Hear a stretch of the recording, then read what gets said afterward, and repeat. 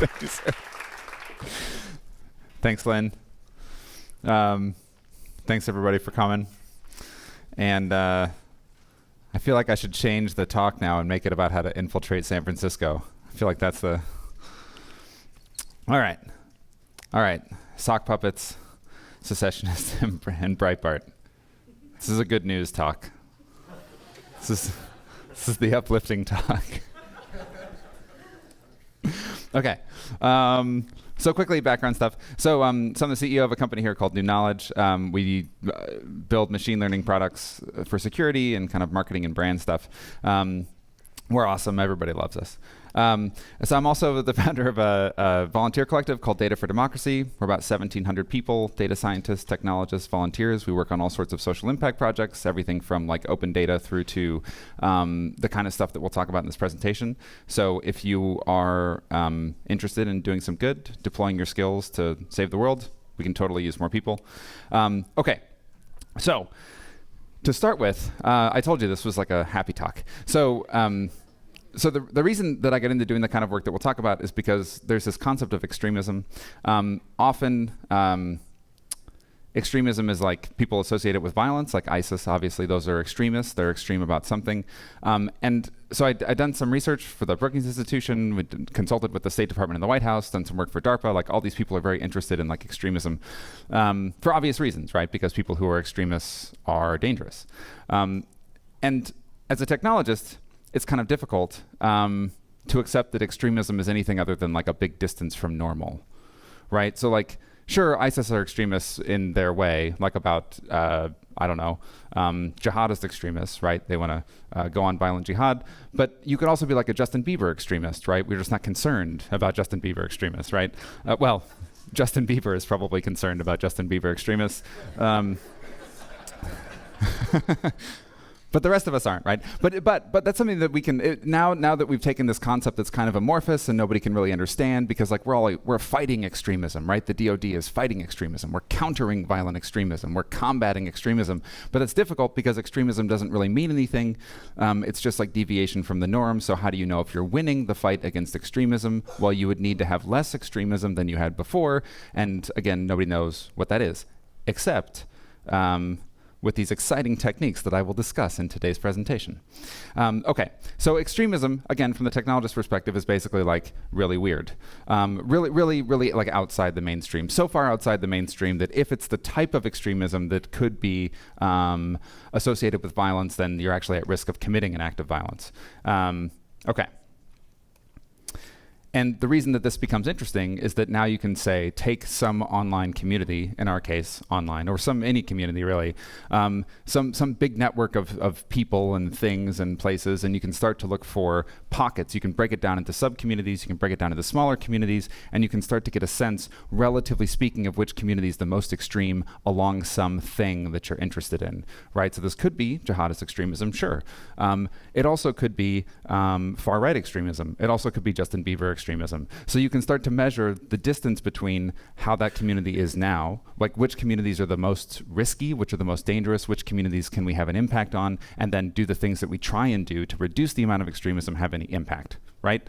All of this is kind of important, but it's difficult if you don't have a way to measure what extremism is. So, okay.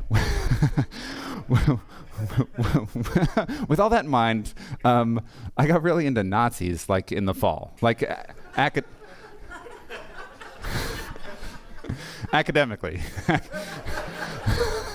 I mentioned I had this slide. I was talking at Strata in London, and I made the same joke. I was like, I got interested in Nazis, and everybody was like deadpan, like nothing.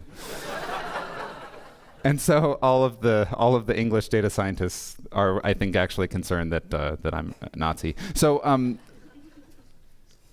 was talking about jihadist extremism, which is how I got into this whole thing. Kind of did all that work for all of these big government groups about ISIS, because that's what everybody was worried about 2013, 2014, 2015, for good reason. Like ISIS was doing terrible things all over the world. But the thing that was tripping all of those projects up was the fact that we couldn't measure extremism. In the fall, alt-right kind of comes onto the scene. They're a sort of a big part of the election cycle. And I thought, perfect. Here's a group of people who seem to be radicalizing. They seem to be extremist, and they're all talking in English, which is much easier for me to deal with as an English speaker. And they're right here in the United States, which is a concern, because the odds of you getting killed by a jihadist extremist are like very, very, very, very, very, very, very low. The odds of you being intimidated, harassed, or potentially killed by a far-right extremist are actually a little bit higher than that. So how did I go about finding a bunch of extremists online? It's pretty easy. You can search for some keywords that you could imagine on social media, and you start to find a bunch of accounts, people like this, Desert Heat, Arizona Mark, 1488, whatever. So these are a bunch of like horrible people that are white supremacists, white nationalists, Nazi sympathizers, Ku Klux Klan members, and so on the internet. And the way that you do this kind of thing, you kind of to build a community that sort of represents the extremism that we're interested in, you find some people who are quite obviously sort of adhere to that ideology, and then you build a network. So on Twitter, this means that you can look at who they follow, who follows them. You can sort of spider out from there. You can look at who their followers are, who their followers' followers are, and you can kind of do that ad nauseum.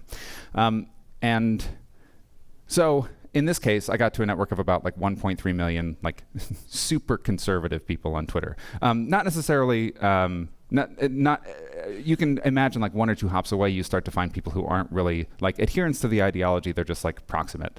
And like there are some normal things to be associated with in here, like people who are really into guns rights, or maybe they're like, religious conservatives. There's sort of like ways in which they're connected to each other that don't necessarily mean they're all a bunch of horrible racists. So within that network of 1.3 million people, I wanted to find as many people as I could who really represented this kind of extremist ideology. And we'll get to why that is for a second. So I figured, I used OpenCV, trained it to find swastikas in photos. If you put swastika in your Twitter avatar, probably a bad person. And then I found people who used actually violent language, because again, we're looking for people that are just not like, exercising their First Amendment rights to be horrible people, but like actually advocating for violence. This is somebody, I cannot believe that this comment was on the internet for as long as it was. They were advocating for violence against the then sitting president of the United States. Okay. So then I built a classifier, just a regular old machine learning classifier that took this group of training data that I built from if you had a swastika in your profile, if you used violent language, and then I said, let's look at the profile language of all of those people and see if I can distinguish between the profiles of people who are white supremacists or alt-right or Nazis or whatever, and just everybody else in this network. And it turns out that this breaks down kind of like you'd expect. It was pretty conservative Twitter. There was a lot of Donald Trump fans.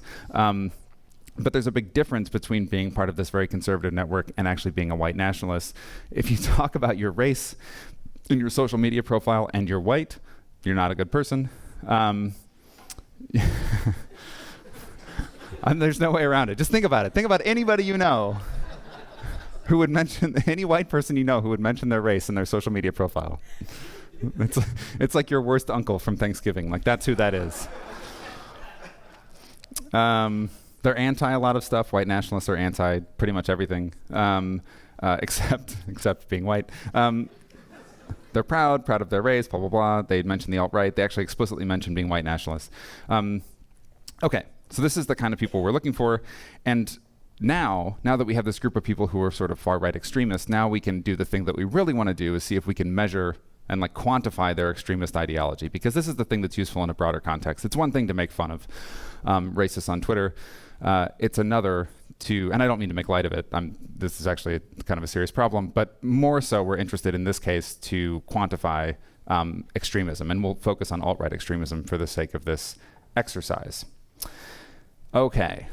Word vectors. So there's a whole presentation about word vectors later, and this will definitely not go into enough detail to be useful to you. I'll try and make it as shallow as possible so that it's irritating to all of the practitioners in the room, and then you can get into more detail later. So word vectors basically are representing a word as a vector of properties And that's sort of like the numeric or learned definition of that word, right? And so algorithmically, you can kind of go through and look at the way that a word is used in context, which is cool because it's the same way that humans learn what words mean. And that if you see millions and millions of examples of a word in context, you can start to see subtle distinctions between that word and other words, right? So you start to assign the word a bunch of properties based on the words that sort of appear around it in context in sentences. And then all of these properties get assigned. This is usually like hundreds of properties, 300, 400, 500 properties assigned to every word in your corpus. And in reality, they don't have handy labels like royalty scores, masculinity scores, femininity scores. They just are properties. But they would break down along these lines if you went about doing that. And you start to learn the difference between king and queen. They both have high royalty scores, but king has a low femininity score because women can't be kings, feminine things can't be kings, only masculine things can be kings, and so on and so on and so on and so on. So basically, you go through and you assign these properties to words, and you kind of tweak the knobs, and you tweak the knobs, and you tweak the knobs until you have a unique representation along this kind of 300-dimensional property vector for each word in your corpus. Okay, cool. That was a little bit fast. I don't know that anybody's going to implement that algorithm right after this, but there's sort of open source implementations of it. There's a library called GenSim that has a fantastic Word2Vec implementation. People are doing it in TensorFlow because you can do everything in TensorFlow. And there's going to be a talk about this later, so you can go into more detail. But basically, that's what's happening. When I talk about Word2Vec and Word2Vec models, this is what it is. The cool thing, for our purposes, is that words that have similar definitions end up in similar parts of this vector space. So let's imagine a 300-dimensional vector space. Just kidding, it's impossible. So let's pretend that this is 300 dimensions instead of 2. And the cool thing is that words kind of cluster together when they have similar meanings. And then you can, as an aside, the kind of canonical example of Word2Vec is that you can do like word math. So you can do like king minus man, it will equal queen, which is like, but for our purposes, it's important that words that have a similar meaning kind of cluster together, right? And so words that have like a small cosine distance are used in similar context, and therefore for our purposes have kind of similar meanings, similar contextual, like similar semantic meanings. Awesome. Okay. Now, shit gets real. Okay. So the implication of this is that if you understand the words that sort of cluster around the word that you're interested in, you can see how the definition of that word changes over time. For example, or see how the usage of that word is specific, or the definition, like the implied learned definition of that word is specific to a given community, which is, I think, kind of intuitive. Like if you have kids, you know that words are specifically used in different communities. Like when I say that I'm sick, like I mean that I'm unwell. You know what I mean? But like the younger people in the audience are like, oh yeah, I remember when that was a thing. My 13-year-old daughter uses sick to mean that something is awesome, but not like awesome like overwhelming, but awesome like cool. Like bitchin', but not like bitchin' like complaining about something, bitchin' like in the 70s version of that. Okay, so the definitions of words are really hyper-specific to communities, right? And periods of time. So like one day, 30 or 40 or 50 years from now, we'll look at a graph like this and we'll see the word sick. And the sick to mean unwell will be the uncommon use of the word. But this is so Stanford basically, I thought that I had invented this. I thought that I felt so smart. And then I realized that Stanford had invented it already, which I think is how everything goes in this profession. You're like, oh, I've got something new. Damn it, Stanford. So the word gay, so they basically looked at a bunch of texts, like text within a certain window of time, and they looked at the word gay. So in the 1900s, it meant kind of daft, like a bit silly. In the 1950s, it meant sort of fun and frivolous and bright. And then, of course, eventually that shifted, this like semantically shifted to the modern definition of the word, which represents sexuality. Okay. So now that I've said this out loud, it makes sense, but it's a pretty cool thing to be able to quantify, to measure. So if we have one little pocket, one specific community, like this group of kind of far-right extremists that I mentioned before, we can learn their community-specific definition of words that are meaningful to some ideology, and then we can do interesting stuff with it. So, for example, the word Jewish. Used a little bit differently by Nazis than everybody else. The word Jewish in mainstream language, there's a couple like popular Word2Vec models which basically represent like linguistic ground truth, which is sort of a funny concept anyway, because what is language except, like it's pretty temporary. But if you take a snapshot of like all of the articles in Google News, this is a popular Word2Vec model. This is like millions and millions of documents, billions of word instances, and you can build a Word2Vec model and then explore that model to see the kind of like mainstream definition, currently accepted definition of certain words. And so if we look at the words that are most similar, as in like they cluster the closest with the word Jewish in this Google Word2Vec model, you get words like Muslim, Christian, Arabs, right? Because like it really shouldn't matter what your religion you're talking about. You're talking about like a Christian person, a Muslim person, a Jewish person. The way that we use that kind of religious descriptor is the same. Although I like to point out in this slide, from is David from, like the author. So it's kind of, I can't tell if it's funny or like offensive that in mainstream English, like being Jewish is sort of synonymous with being David from. I don't know. He probably owns it. So, okay. So that's the word Jewish. Mainstream use of the word Jewish. And now we have this like alt-right kind of extremist use of the word Jewish. And instead of representing a religious descriptor, it's synonymous with words like communist, homosexual, leftist, anti-white, liberal, and satanic. Okay. So it's used like an epithet, right? So the interesting thing about this is that now we have, and this is like obvious, right? Like Nazis use the word Jewish like differently than everybody else, but now we have a measure, we can measure the extremism, right? We have a measurable representation of the extremist ideology, or at least one aspect of their extremist ideology. So now we can measure other groups in relation to this group, right? So now we can see where everybody else is on this kind of like extremism spectrum, at least with regards to the concept of Judaism. So we can look, for example, at like how that larger universe of conservative Twitter. There's a lot of accounts in that 1.3 million accounts. If there were 1.3 million like hardcore Nazis in the United States, that would be a serious problem. Instead, we have 1.3 million people who are, also advocates of gun rights, like I said before. Maybe they're, they are religious conservatives or just Donald Trump supporters. And so we look at that larger group and we see kind of what the difference is. I feel like I've skipped a slide. Hold on, let me check. Nope, totally didn't. Okay, so, all right, so what we're gonna do is we're gonna say like, what are the words that are most similar to the word Jewish in this kind of extremist use case? And then what are the words that are most similar? Like we're basically gonna take the average cosine distance of the words in the like most similar vectors. So like the 10 words that have like the 10 words that have the smallest cosine distance to the word that we want in different like Word2Vec models, right? And we're going to embed them in the same space. A lot of this language is a little bit sort of too technical. If you're not already familiar with Word2Vec models, don't worry about it. We're basically saying like, can I measure the distance in space between all of the words that cluster together with the word Jewish in the mainstream model and all of the words that cluster with the word Jewish in the extremist model, and then all of the words that cluster with the word Jewish in some other community model? Like, where are you in the spectrum using this cosine distance measurement, this sort of like contextual distance measurement? Where are you between like mainstream and extremist? So there we go. We're going to do this over time. So for every community, we're going to take a Word2Vec model. We're going to make a Word2Vec model. It's like a snapshot in time, month by month by month by month. And then we're going to measure that average cosine distance of their top 10 similar words every month and see whether or not they're moving towards Nazis or away from Nazis or just staying the same. And so if we look at that larger conservative Twitter universe of 1.3 million accounts, we see that right around April, May, June, they suddenly get way more Nazi. Like they were kind of like cruising along at like a moderate amount of Naziness, and then like on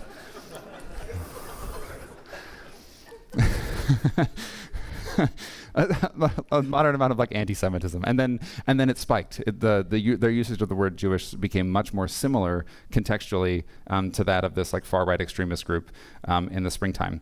And I thought, that's pretty alarming. Let's go find a group that's definitely mainstream. Let's go look at all of the commenters on Donald Trump's Facebook page. And see, their usage of the word Jewish will be pretty consistent over time. Surely that's not going to be a problem. But basically a similar phenomenon occurred. I took a snapshot of the, I think it was like 10 million comments from 2 million users over like 9 or 10 months.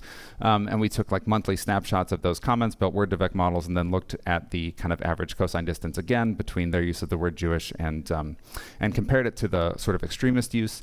And they also became increasingly sort of anti-Semitic. They sort of moved much closer to that extremist usage of the concept of Judaism over this window of time, which is pretty concerning because you would think, I mean, it's like one of two mainstream political candidates, even if you don't necessarily agree with his politics or you're not like a Republican. Either way, like it's a mainstream political candidate. So we wouldn't expect to see this kind of like aggressive anti-Semitism, this sort of extremist ideology present with this group.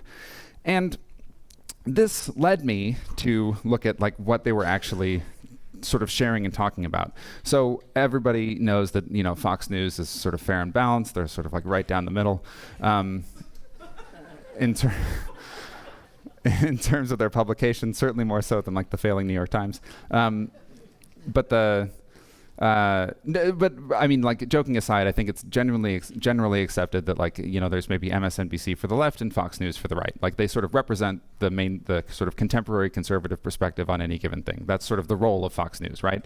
But they weren't the publication that was most shared by this particular group of people, all these commenters on Donald Trump's Facebook page at this window of time. Breitbart News was the conservative publication that was shared most often. So you may or may not be familiar with Breitbart. So Breitbart is, those are two of Breitbart's staff reporters giving the Nazi salute at a party after Donald Trump won the presidential election in November. And with them is Tila Tequila, who's sort of like a C-list MySpace celebrity. If you knew that sick could be used to mean awesome, you probably are too young to know who Tila Tequila is. Her time in the spotlight was so short. Nevertheless, she's kind of gone full Nazi, as you can tell. So also, another reason to be interested in Breitbart, or why they're relevant to this discussion, is that the Emperor from Star Trek used to be the...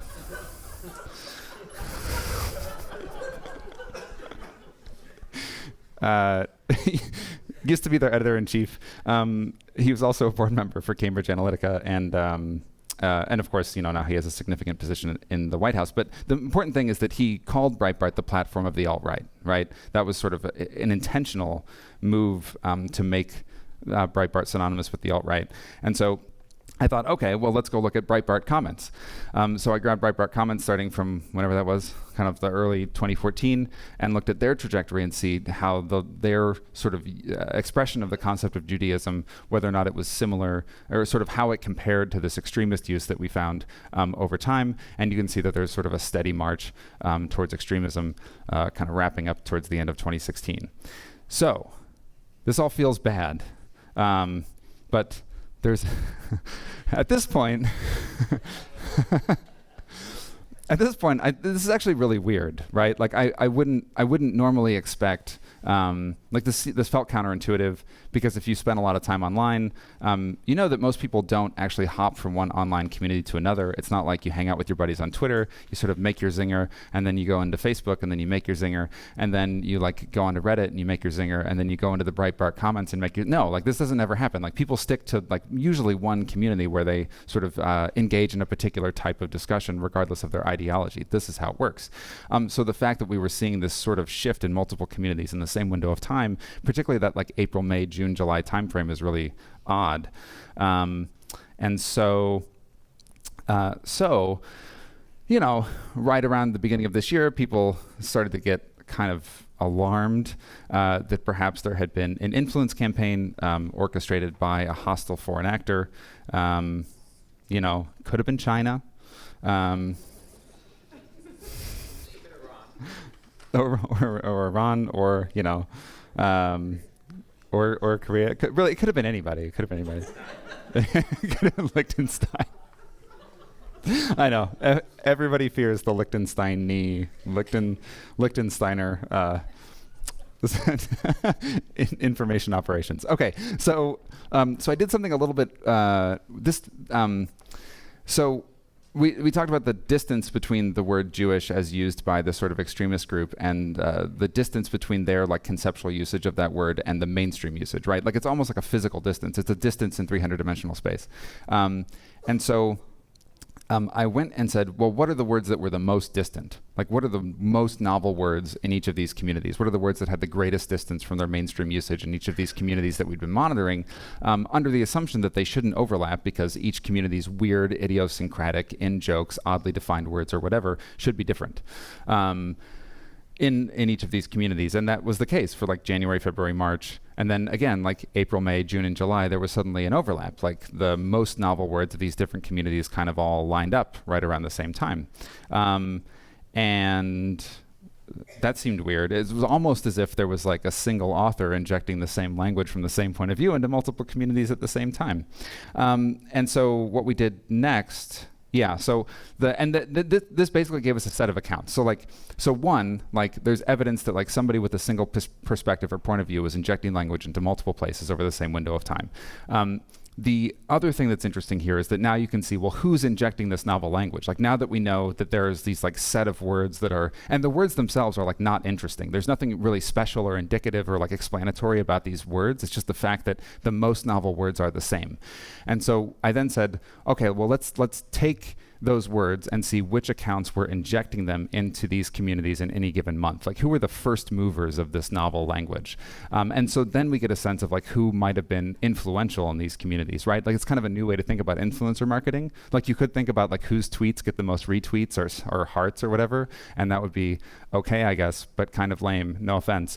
Or you could look at like who was actually injecting ideas into communities that got picked up by the rest of the community, which is sort of what we decided to do. Like who is it that's injecting these ideas? And we found like 1,000 accounts that were like across these different platforms that were injecting these ideas. And they started to exhibit these really interesting patterns. So most of us, if you have a Twitter account or a Reddit account or whatever, you participate in that community on sort of a regular basis. These accounts had all been created on platforms where we could figure out their creation date. So this is Twitter. The accounts all had been created in like 2009, 2010, 2011, but they had almost zero activity right up until March, April, May, June, July of that year. They suddenly sprung to life out of nothing. And of course, that's not what happened. It's not like they sprung to life out of nothing. They'd just been like sleeper accounts forever. They deleted their previous history. And then they sort of reinvented themselves right around the time that they were being used as part of this suspicious window of time. And it turns out, so say some anonymous friends who work on this sort of thing inside the government, you can go buy accounts. This is a totally normal thing to do. You can buy as many accounts as you want for about $1 a throw in the cryptocurrency of your choice. You can go to websites like buyx.com, which now has an English version. When I first started doing this research at the beginning of the year, Russian only. Just saying. You had to use Google Translate. It was awesome.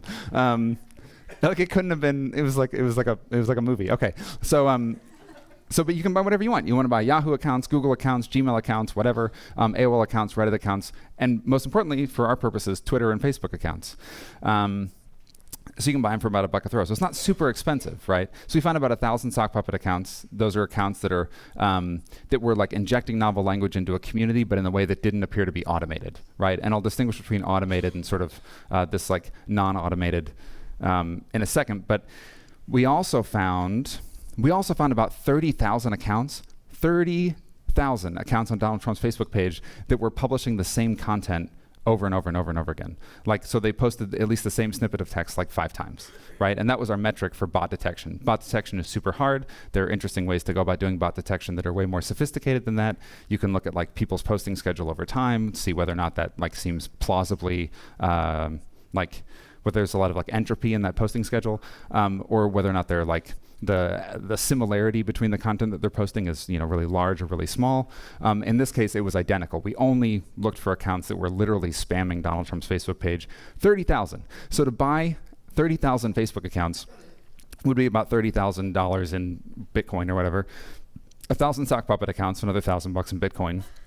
And then the infrastructure to automatically post content to Facebook. And if you've ever tried to do this, not that I would ever try and do that, but if you've ever tried to do this, it's really hard. Like, you have to fake being a human being to be able to like use Selenium or similar technologies, like sort of web scraping technologies, to like imitate a browser, authenticate with your fake accounts, one of your many fake accounts. And what you're probably doing is like distributing the request to Facebook, these 30,000 different agents that you have running around posting autonomously, through different IP addresses. So you have to assign like, maybe 1, 2, 3, 4 accounts to a single IP address, so Facebook doesn't get wise to the fact that you're like 30,000 accounts all seem to be using the same IP address, which would be weird. They would be able to detect that, but they can't detect this.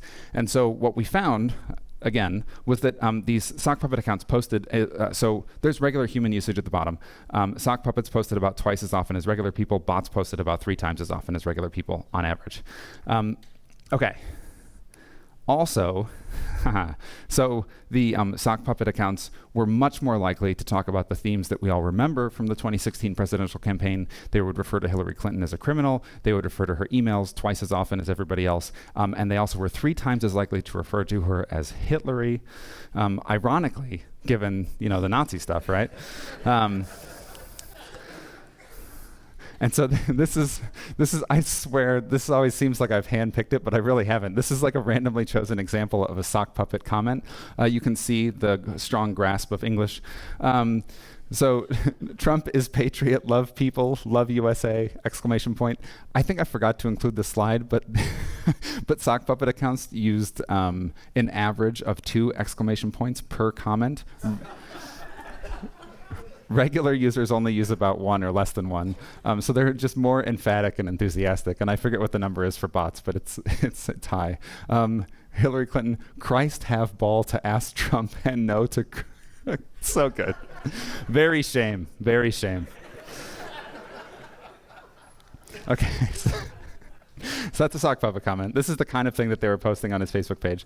And then also Russia. So the bot accounts, it was like, methinks she doth protest too much, right?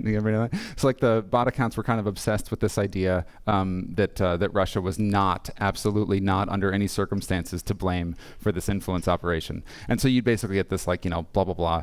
They're trying to blame Russia, but we all know that Russia want to be friends with Americans. With love from Moscow. Okay, and if that wasn't weird, all right, we have a little bit more time. Okay, so this guy, Louis Marapelli, I think is how you say his last name, he's the head, or was the head, before they disbanded, of Yes California.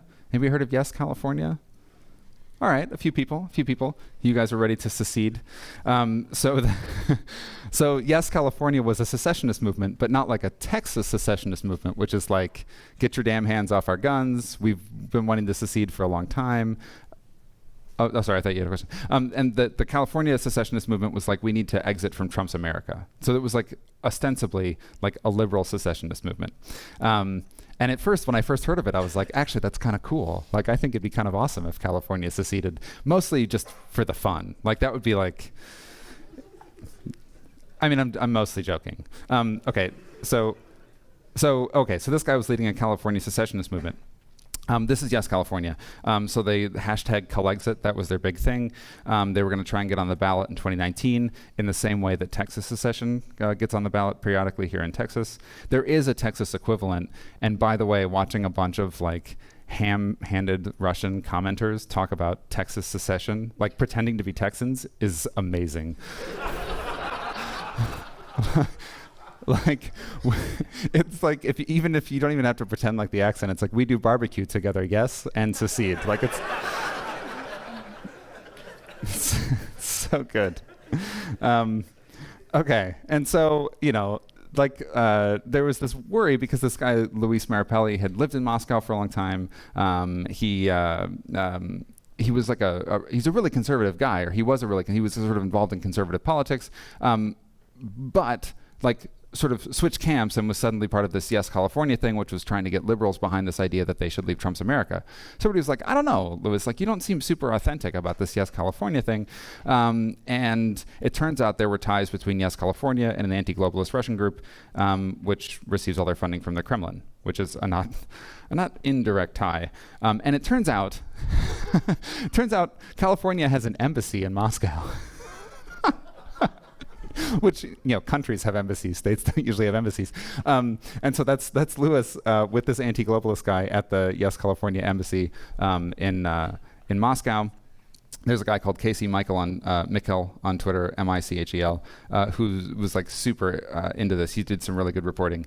And we looked at all the accounts on Twitter that were supporting Yes California. So like, who were the secessionists on Twitter? It turns out a behavior that we've seen before. Their accounts had existed for a long time, but they hadn't been publishing any content, or they deleted all their previous content and were suddenly active right around the same time, kind of March, April, May, the same time as our other Sockpuppet botnet network.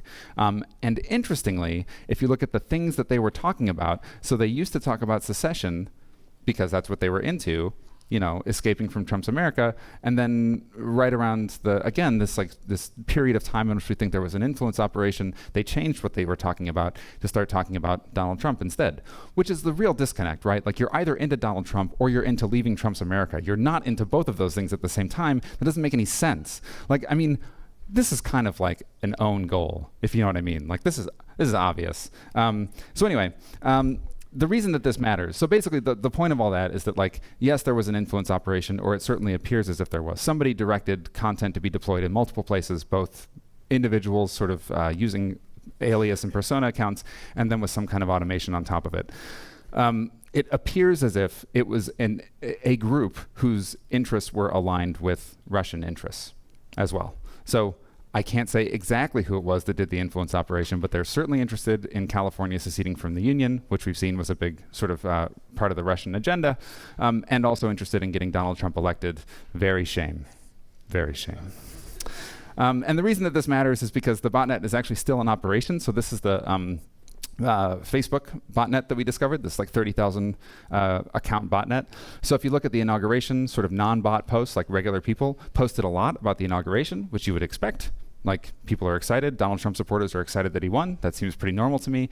But then right around the first effort at the Muslim ban, the one where everybody was protesting at the airports, regular people not posting about that so much because that was not a popular move by President Bannon. But the botnet was really active on that day, trying to sway public opinion, which I think is a little bit of a concern. The other thing is that this is still going on. It's unclear who. So right before the French elections, there's like 48 hours before where they're like supposed to stop campaigning, and then everybody goes and votes. And then, like, on the eve of that, like 12 hours before that deadline where everybody had to stop campaigning, the Macron campaign, who's the guy who won, his emails were hacked, or the fact that they were hacked was announced. They were given to WikiLeaks, which seems oddly familiar. I feel like I've seen that kind of thing before. And then a botnet of about 10,000 Twitter accounts started publishing or promoting and amplifying the WikiLeaks leaks right around the same time. Since then, so this was a discovery made by this guy called Chris Schaefer with Caitlin Carey and Ben Starling, who are all three like Data for Democracy volunteers. And they published that kind of in real time. They discovered it as it was happening. They basically noticed a bunch of 4chan chatter about the fact that there were some Macron leaks. And then right after there was some 4chan chatter, they started seeing the activity on Twitter. So there's kind of weird relationship between people whose interests seem to be aligned with like far-right candidates, and then also these kind of online communities in the US. And the other reason that it kind of matters, at least to me, I think, in spite of the fact that it's like, maybe like an ongoing threat to democracy or public discourse, is that it's bullshit. Like, I think that's it's like this fictitious fighting. So this is we looked at, this is kind of an addendum, and I like to put it at the end of talks because it's ultimately, I think, a little helpful, or at least understanding why we should, do this thing differently, like do this kind of public discourse differently. So this looks at the way that Clinton supporters and Trump supporters talk about abortion. And it breaks down kind of like you would expect. It's very polarized. People talk about it in very different ways, as if they have like no overlap in their point of view. For Clinton supporters, it was about like reproductive rights, sort of a women's rights issue. For Trump supporters, they talked about it in the same way that they talked about like TPP, the Trans-Pacific Partnership, gay marriage, Obama, ISIS, like things that they don't like, right? And so like it's viewed through like a totally different lens. It's like a women's issue, or it's like a, one of those things that that we're angry about. And what's interesting is that if you look at the topics that we're most and least polarized about, using this kind of like semantic distance as a measurement, the way that we talk about things like campaign issues, like guns and law and order and taxes, the media, and immigration, we're really divided. Like, there's a lot of polarization, there's a lot of distance between the way that we talk about these concepts. But then if you look at the language around the kind of things that we actually all experience in real life all the time, our jobs, our families, even our government, we're much closer. There's a really small distance in the way that we express those concepts in online communities. So same people, same spaces, but we talk about our family, we talk about, our jobs, we're actually not that far apart. So I think that this basically somebody has discovered a wedge, like an opportunity, to exploit the fact that when we talk about campaign issues in public discourse, these kind of like esoteric ideas, it's easy to drive us apart, easy to create kind of instability. So now that we know that this is possible, we can probably do it a little differently. Thank you very much.